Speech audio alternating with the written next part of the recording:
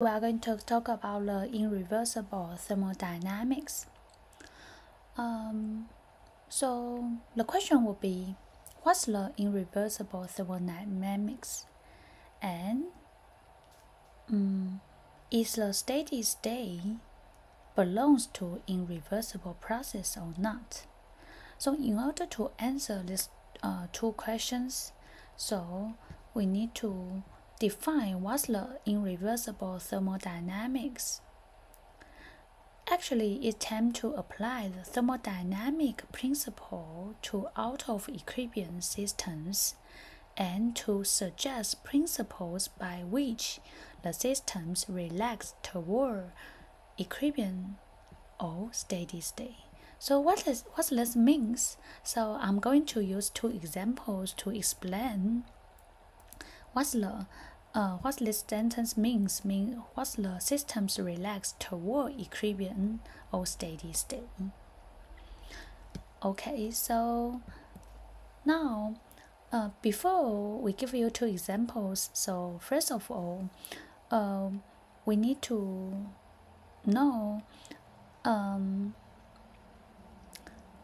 boundary condition is so important to tell us whether the systems were toward to from the out of equilibrium systems toward to equilibrium or steady state. So boundary play a very important role to determine whether the systems is toward to equilibrium or steady state from the out of equilibrium conditions. So, for example, like if it is homogeneous boundary conditions, homogeneous means there's no external driving force applied on these systems. Then, tell you that under these situations, the flow process will toward equilibrium and stay irreversibly. So what this means? So I'm going to use this example. So the homogeneous boundary conditions. So this means when in the beginning I have a metal ball or metal bar here, and I provide the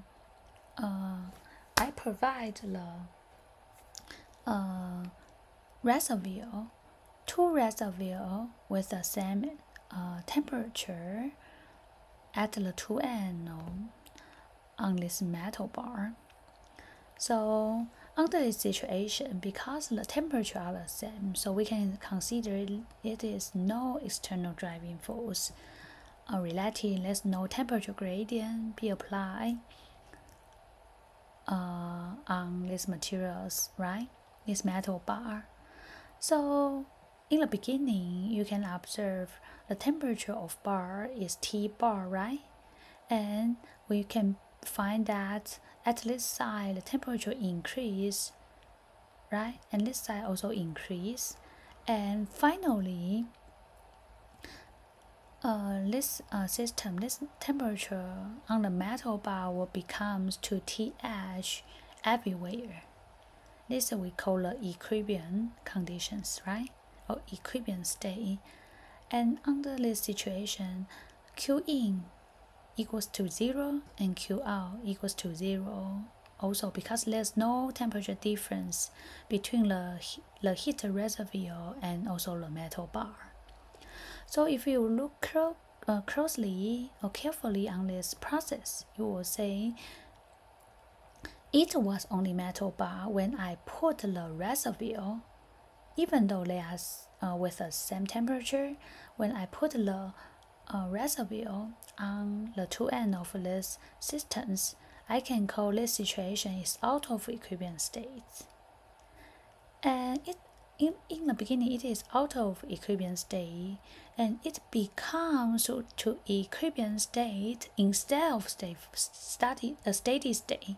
The reason for this is the boundary condition I give it to it is homogeneous boundary condition, because there's no external driving force, or there's no temperature gradient be applied on these materials.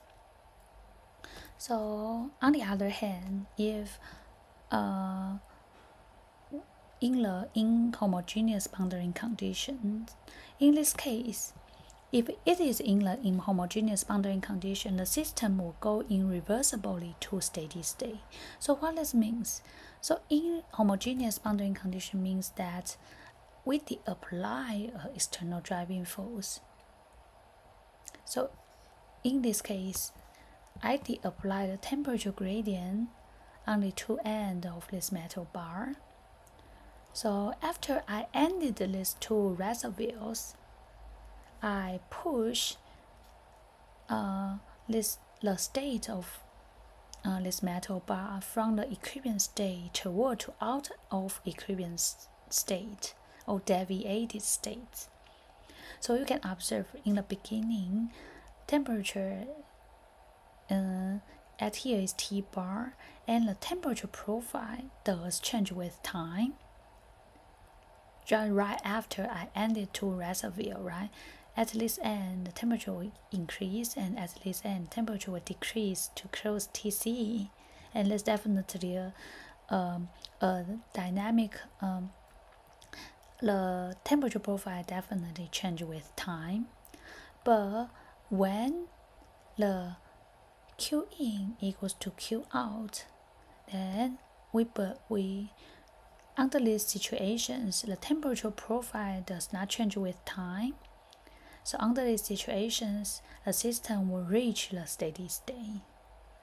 So compared to both these cases, you know that when we apply the we give it the different boundary condition, then this will drive the system from deviated or out of equilibrium state toward to either equilibrium state or steady state, and this will depending on what kind of boundary condition I apply on the system, whether I give it a external temperature gradient, external driving force or not. If I apply a external driving force, in this case is a temperature gradient, then the system will move to steady state instead of equilibrium state. Okay, so I'm going to give you the other examples would be related to the ideal gas. As you know, ideal gas will definitely obey the PV equals nRT, and I try to plot the figures, use the V volume versus the pressure. And if you take carefully, there is a black curve here, and as you know, this black curve, each point or each state on this black curve are equilibrium state. So when we learn from thermodynamics, if the change of the state function, whether it's a P and V, is very, very small, that means the tiny dP and dV, the dP and dV approach to zero, that means a very small change on P and V, then this path will follows this reversible process, right? So this is we call the equilibrium conditions. But how about if the blue curve? That means I apply the dP, right?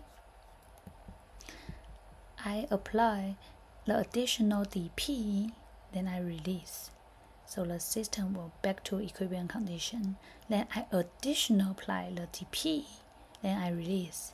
So the state will becomes to equilibrium.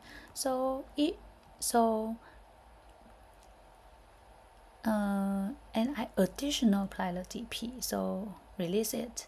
So the system will back to equilibrium. So the blue curve actually is an irreversible path, right? And finally, that will tend to the end of equilibrium state, right? And what we do here is I did a push the system deviated from equilibrium state, then I release it, so it will back to equilibrium state. So this process actually is a irreversible process, and The same thing can be played with in the volume. When I press, I decrease the volume of the system. Then I release it, so it will back to equilibrium condition. And when I compress the volume of the system, then okay, the system definitely back to equilibrium state conditions. So this blue of its purple curve also is an irreversible process, right? Okay, so the steady state definitely is an irreversible process, right? Because it involves the external driving force. So I'm going to give you a short summary about the irreversible process. Irreversible process actually is a process from the out of equilibrium conditions toward to equilibrium conditions irreversibly. And when we talk about the different boundary conditions will result in different results of the system. If we apply the homogeneous boundary condition, that means if we don't apply external driving force, then the systems will toward to equilibrium and it stay irreversibly from out of equilibrium condition. If it is in homogeneous boundary condition, which means we did apply the external driving force on the systems, then the system will go from out of equilibrium conditions toward to steady state irreversibly.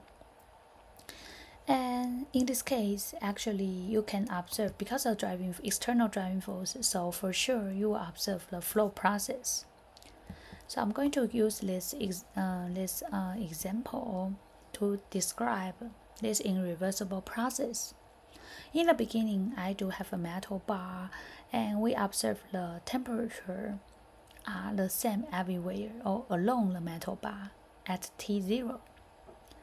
Then when I apply the driving force, that means I give a temperature difference at the two ends of the material of this metal bar, which means what? I push the system out of equilibrium conditions. And this process from here to here definitely is an irreversible process. And the temperature profile will change with time right after I put both this reservoir, right? But after a while, when Q in equals to Q out, this will become to this also is an irreversible process. Then we can observe the state function does not change with time anymore. Under this situation, we will call it is a steady state flow process. So we definitely for sure the steady state process is an irreversible process, will produce the entropy for sure. So I'm going to give you a quick summary for the difference between the equilibrium state and steady state. And you need to know the state function. State function does not change with time for both these states. The only difference actually is, do we have a driving force involved, and do we have a flux passing through our systems? If yes, we did observe a constant driving force applied on it, and that will result in a constant flux that belongs to steady state. And based on, if we talk about diffusion in solid materials, then you need to remember and hope you can formulate the diffusion equation for steady state and non-steady state part. Okay, so let's move to the third section, which is the flow process. Flow process, when I talk about flow process, first thing come up from your mind, probably you will ask, which physical entity flows, right? So what's the flux? is a heat flux, mass, atomic flux, or current flux, or electrical flux, right? And as long as you have flux, definitely you can find out the driving force. And both of these will generate the entropy, right? So this is a full story. We can observe the flux and identify the driving force, and both these will generate the entropy, right? So this is how we will describe the flow process. So next slide will be what? How to quantitatively describe the flow process. The first of all, related to the flux of physical entity. What kind of flux we observe or we are talking about in your interesting system? Is heat flux, mass flux, or electrical flux? So the unit for flux actually is the quantity is passing through your materials per unit time per area. So this is a unit for flux. As long as you observe the flux, definitely you can identify the driving force here. If you observe the mass transport, you can observe the atomic flux. Definitely there's a chemical potential gradient exists in your systems. If you observe the heat flux, definitely a temperature gradient exists or be applied on your systems. If you can observe the electrical flow, which means the current passing through your material, definitely there's an electrical potential gradient, right? Besides the flux driving force, and don't forget there's a transport mobility resistance involved in your related to your materials. So this part usually would be highly related to the material properties. If we talk about the mass transport, the material property related to that would be the diffusivity of these materials. If we talk about the heat flow, the material property would be the thermal conductivity. And we talk about the electrical flow, the conductivity of this material will affect a lot, right? So now we have some idea about how to quantitatively describe the flow process. But next, there are two questions. Hope you guys can answer, or you can think about that. Are there any universal equation to correlate all these parameters to describe the flow process? And the second one would be, which energy functions is best for describe the flow process? The energy function actually we talk about is what? The internal energy, enthalpy, Helmholtz-free energy, and Gibbs-free energy. Is any of them best suitable to describe the flow process? For the first questions, we will try to derive this for the following several slides. So I can answer that. Definitely there's a universal equation, but I hope I can have chance to derive them for you. And next, and the second question will be, which energy functions is best for it? The answer is none of them. For example, let's take the Gibbs-free energy as an example here.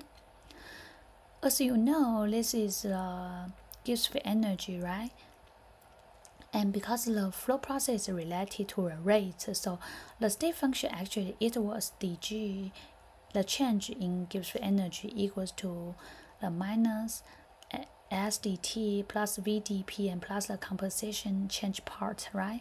And I divided with time to this because it's a flow process and talk about the rate, so I divided by the time together. So in this case, this is Gibbs-free energy. In order to determine, if we want to describe flow process, if we want to use the Gibbs-free energy to describe the flow process, the first of all you need to sum out each of these terms, right? So it's too complicated because you have minus term, plus term, and you have 3 terms. You need to know each of them and sum them up. Then finally you can get the dg over dt is positive or negative. And by using this, if it is negative, then probably depending on the value or magnitude of this rate, then you can describe the flow process, right? So it's too complicated. So we don't suggest to use any energy functions to describe the flow process. We will suggest use the entropy, this state function, to describe the flow process. Why? Because the entropy for the irreversible process, entropy always increase, right? Always positive, become positive. So entropy will be the better choice. And we are going to get these beautiful universal equations to correlate the flux, corresponding driving force, and the entropy production rate per volume to represent this flow process of your interesting systems. In order to demonstrate, confirm this equation is correct, so we are going to use following like a 5 or 6 slides to derive this equation can be successfully performed in heat flow process, electrical flow process, and also the mass transport diffusion process. And for each of them, we are going to show you this equation is correct and can well describe this flow process. Okay, so today we ended here.